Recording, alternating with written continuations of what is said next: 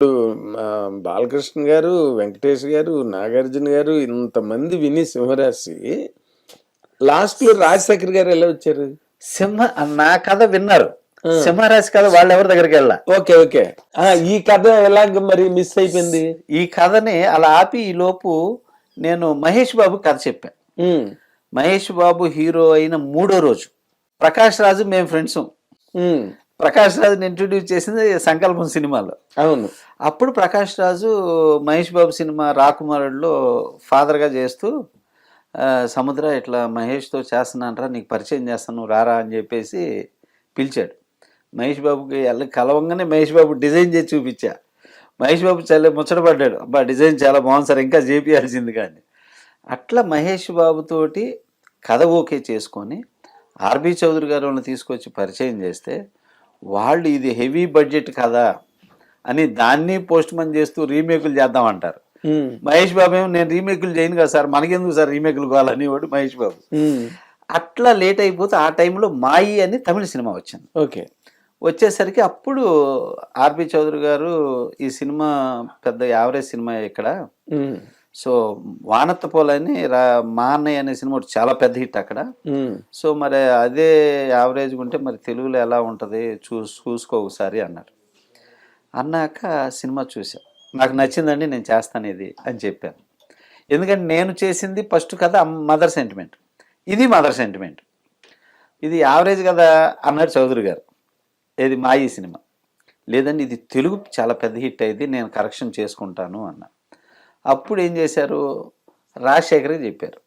రాజశేఖర్కి చెప్పేలోపు నేను నరసింహనాయుడు చేస్తూ బాలయ్య బాబుని అడిగా. బాలయ్య బాబు ఏమన్నారంటే, సూపర్ గుడ్ వాళ్ళు నాకు అడ్వాన్స్ ఇచ్చి ఇంతవరకు టచ్లో లేరు సముద్ర, వాళ్ళు వచ్చినప్పుడు చూద్దాం, నీకు నేను వేరే సినిమా చెప్తా, ఇది ఎవరితోనో చేసేయి అన్నాడు బాలయ్య బాబు.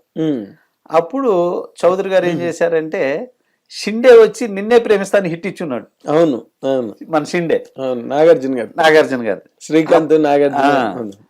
ఆ సినిమా ఆయన ఏం చేశాడు, రాజశేఖర్ ఫోన్ చేసి చౌదరి గారు, రాజశేఖర్ ఇట్లా కొత్త డైరెక్టర్ సముద్ర ఒక సినిమా రీసెంట్ హిట్ ఇచ్చున్నాడు షిండే, వీళ్ళిద్దరు ఎవరినో చూస్ చేసుకో అనగానే రాజశేఖర్ లేదు సముద్రాకే ఇద్దాం, సముద్ర షార్ప్నెస్ నాకు నచ్చింది, సముద్రాకి ఇద్దామని. రాజశేఖర్ గారు ఆ మాట అనటం వల్ల నాకు ఫస్ట్ అవకాశం దొరికింది. అప్పటికే నా కథ విని ఉన్నాడు రాజశేఖర్ గారు, అదే సంగతి. అందువల్ల ఆయన సజెస్ట్ చేయటంతో ఆర్బి చౌదరి గారు కూడా సముద్రాకి ఇద్దాము అని అలా ఫిక్స్ చేసి అట్లా ఆ కథ లైన్లోకి రావటం, ఇక ఆ సినిమా చేయటం జరిగింది సింహరాశి. మహేష్ బాబుది టోటల్గా బడ్జెట్ ప్రాబ్లమా? బడ్జెట్ ప్రాబ్లం అది ఇప్పుడు కనపడగానే మహేష్ ఏమండి ఆ కథ ఉందా అంటాడు మహేష్ బాబు, అంతేది. మరి ఆ తర్వాత మళ్ళీ మహేష్ బాబు మార్కెట్ పెరిగింది, పెద్ద హీరో అయ్యాడు, ఎంత బడ్జెట్ అయినా ఓకే. మళ్ళీ మీరు అప్రోచ్ అవ్వలేదండి మహేష్ బాబు? నేను మహేష్ బాబుతో దగ్గర రాకుమారుడి నుంచి అతిథి సినిమా వరకు అంటే ఒక 7 years ట్రావెల్ అయ్యాను సార్. ఇక మనం సూపర్ గుడ్ వాళ్ళని వదిలి వేరే వాళ్ళని చూద్దాం సార్, వేరే ప్రొడ్యూసర్ని మాట్లాడేసుకోండి చేసేద్దాం అన్నారు. అన్నాక ఈలోపు నేను చేస్తుంది మహేష్కి తెలుసు, సింహరాశి హిట్టు, శివరామరాజు హిట్టు ఇవన్నీ జరుగుతూ ఉన్నాయి. నేను ఏ హీరో కోసం వెయిట్ చేసేవాడిని కాదు. ఇప్పుడు ఈ ప్రొడ్యూసర్ వచ్చారు, ఈయనతో చేసేద్దాం, ఈ హీరోతో చేసేద్దాం అనే ఉద్దేశంతో నేను చేసుకుంటూ వెళ్తున్నా, మహేష్ బాబు చేసుకుంటూ వెళ్తున్నాడు. కంటిన్యూగా నేను 7 సినిమాల వరకు హిట్లు కొట్టుకుంటా వచ్చా. 7 సినిమాల్లో ఒకటే ఫ్లాప్ అయింది, డార్లింగ్ అని. ఎవడైతే నాకేంటి వరకు హిట్లు కొట్టుకుంటూ వచ్చా. కరెక్ట్గా ఆ టైం నుంచి నాకు ఫ్లాపులు స్టార్ట్ అయింది. అక్కడి నుంచి నేను మహేష్ బాబుని కలవటం మానేశా. అదే మరి ఫ్లాపుల్లో ఉన్నాను కదా, సో అప్పుడు మహేష్ బాబుని కలవటం కరెక్ట్ కాదు. తను ఒక మంచి సక్సెస్లో ఉన్న హీరో, బట్ పెద్ద హీరోల దగ్గరికి వెళ్ళాలంటే సక్సెస్తో వెళ్ళాలి అని ఉద్దేశంతో ఇక నేను మహేష్ బాబుని కలవటం తగ్గించేసా టోటల్గా. ఓకే. అట్లా గ్యాప్ అయిపోయింది. ఓకే.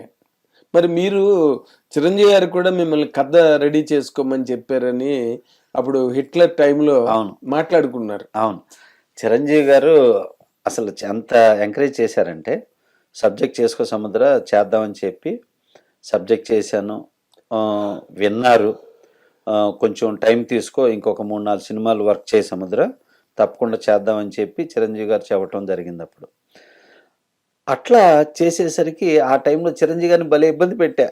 ఎలా? ఇబ్బంది అంటే కథ విన్నారు, మళ్ళీ కరెక్షన్ చేసి వినమంటున్నా. ఆయన చెన్నై నుంచి హైదరాబాద్ వస్తే హైదరాబాద్ వచ్చేవాడిని. మాస్టర్ షూటింగ్ జరుగుతుంది, మాస్టర్ చూసి అంటే షూటింగ్ దగ్గరికి వెళ్ళిపోయేవాడిని. వెళ్ళిపోయేసి చిరంజీవి గారు ఇలా కూర్చుంటే ఎదురుగా కెమెరా పక్కన అటు నుంచి ఉండేవాడు, చూసేవాడు. అయితే సముద్రం వచ్చాడు, ఏం చెప్పాలి సముద్రం గారు, చిరంజీవి గారు ఇలా తిరిగేవాడు, ఏం చెప్పాలా పాపం వాడు అక్కడి నుంచి ఏడుకొచ్చాడు అనేవాడు. ఇటు తిరిగితే నేను ఇటు వచ్చేవాడిని, ఇటు వస్తే మళ్ళీ ఇటు తిరిగేవాడు చిరంజీవి గారు. ఇట్లా ఉండేసరికి సరే సముద్రాకి నేను కరెక్ట్గా చెప్పాలని చెప్పి చిరంజీవి గారు అట్లా ఆలోచించి సముద్ర ఇట్లా అని చెప్పి, నీకు నేను తప్పకుండా అవకాశం ఇస్తాను, నువ్వు ఇలా వర్క్ చెయ్యి, నువ్వు అక్కడి నుంచి ఖర్చులు పెట్టుకొని హైదరాబాదు మళ్ళీ చెన్నై ఇలా రావటం ఎందుకు, నీకు నేను తప్పకుండా ఇస్తాను, నువ్వు ఇంకొక 4-5 పిక్చర్స్ వర్క్ చెయ్యి, తప్పకుండా చేస్తాను నేను 100% నేను ఎంకరేజ్ చేస్తానని చెప్పారు. అట్లాగా ఆయన చెప్పిన తర్వాత మధ్యలో చిరంజీవి గారితో సింహరాశి, శివరామరాజు తర్వాత ఒక డిస్కషన్ వెళ్ళింది నాగేంద్రబాబు గారి ద్వారా.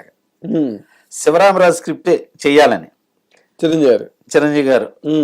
సో ఆ బ్రదర్స్ సెంటిమెంట్తో తర్వాత వాళ్ళు ఏంటంటే ఆ ఒరిజినల్ చూశారు కానీ నేనేమి చేంజ్ చేస్తాననేది చూడాలి. ఆ చేంజెస్ విని ఉంటే చేసి ఉండేవాళ్ళు చిరంజీవి గారు.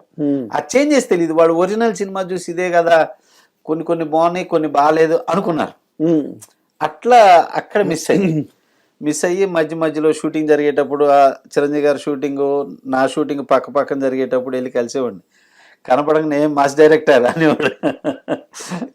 ఆయన నేను ఆ టైంలో కూడా అన్నయ్య అనేవాడిని, సార్ అని రాదు చిరంజీవి గారి దగ్గర, అన్నయ్య అనేవాడిని. ఎవరైనా అన్నయ్య అని వచ్చేది. ఆయన కూడా కొంతమందిని ఏమ్మా అంటారు, ఏమండి అంటారు, నన్ను ఎరా అంటారు. అంత ఇది ఏర్పడింది ఒక సినిమాకి, అది ఎంతో ప్రేమ ఉంటే రా అనరు. సో అట్లా చాలా బాగా జరిగింది. అట్లా ఎంకరేజ్ చేసిన తర్వాత చిరంజీవి గారిని కూడా తర్వాత ఇక బడ్జెట్లు మారిపోయినాయి, హీరోలు మారిపోయినాయి. ఇక తర్వాత నేను ఫ్లాప్లోకి వచ్చేసా.